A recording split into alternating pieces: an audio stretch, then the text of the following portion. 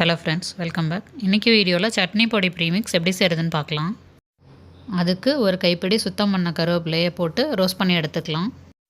இது கூட பெருங்காயத்தூள் சேர்த்து ரோஸ்ட் பண்ணிக்கிறேன். இது நல்லா மொறுமொறுன்னு ஆயிடுச்சு. இப்போ இதை ஒரு பிளேட்டுக்கு மாற்றிக்கலாம். ஒரு 10 பல்லு பூண்டை தோலோடு எடுத்திருக்கேன்.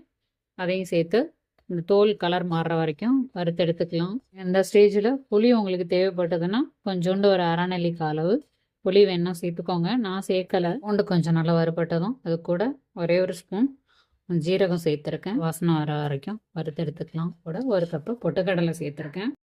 பொட்டுக்கடலை சூடு வர அளவு வறுத்துக்கிட்டால் போதும். ஒரு 10 காஞ்ச மிளகாய் நான் சேர்த்து வறுத்து எடுத்துக்கிறேன். இந்த மிளகாய் நல்லா காரமாக இருக்கும். ஸோ நான் ஒரு 10 மிளகா தான் சேர்த்துருக்கேன்.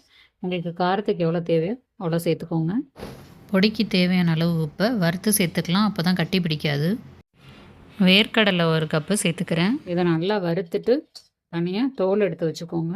கடலை வறுபட்டதும் இந்த மாதிரி அரிக்கரண்டியில் எடுத்து ஆற வச்சுட்டு அப்படியே தேய்ச்சிங்கன்னா தோல் தனியாக கடலை தனியாக செப்பரேட் ஆகி வந்துடும். உங்களுக்கு சுத்தம் பண்ணவும் ஈஸியாக இருக்கும். கடாயில் ஒரு கப்பு தேங்காய் சேர்த்து கொஞ்சம் செவந்து வர வரைக்கும் நம்ம வறுத்து எடுத்துக்கலாம். இதை செவக்க வறுத்தாதான் உங்களுக்கு ப்ரீமிக்ஸு வீணாக போகாமல் இருக்கும். நல்ல கொப்பரை தேங்காவை எடுத்துக்கோங்க, அதான் ஆப்டாக இருக்கும். இதுக்கு முன்னாடி முருங்கைக்கீரை சூப் ப்ரீமிக்ஸ் போட்டிருக்கேன். பார்க்காதவங்க அதை செக் பண்ணிக்கோங்க. தேங்காவை இந்த அளவுக்கு செவக்க வறுத்துட்டு ஆற வச்சு அரைச்சி எடுத்துக்கலாம். நீங்கள் நிலக்கடலை தேங்காயெல்லாம் அரைக்கும் போது பல்ஸ் மோடில் விட்டு விட்டு அரைங்க. ரொம்ப நீங்கள் ஒரே தடவை சுற்றிட்டு இருந்தீங்கன்னா எண்ணெய் கசிஞ்சு வர ஆரம்பிச்சிடும். அவ்வளோதான், சூப்பரான சட்னி ப்ரீமிக்ஸ் ரெடி. இது ஒன்றும் இல்லை, அது உங்களுக்கு தேவையான அளவு இதை போட்டுட்டு வெறுமனை தண்ணி ஊற்றி கரைச்சி உங்களுக்கு எந்த கன்சிஸ்டன்சியில் வேணுமோ அந்த கன்சிஸ்டன்சியில் தண்ணி விட்டு கரைச்சி எடுத்துக்கோங்க. ஒரே ஒரு சின்ன தாளிப்பு நீங்கள் தேவைப்பட்டால் கொடுத்துக்கிட்டிங்கன்னா நல்ல டேஸ்ட்டு அல்டிமேட்டாக இருக்கும்.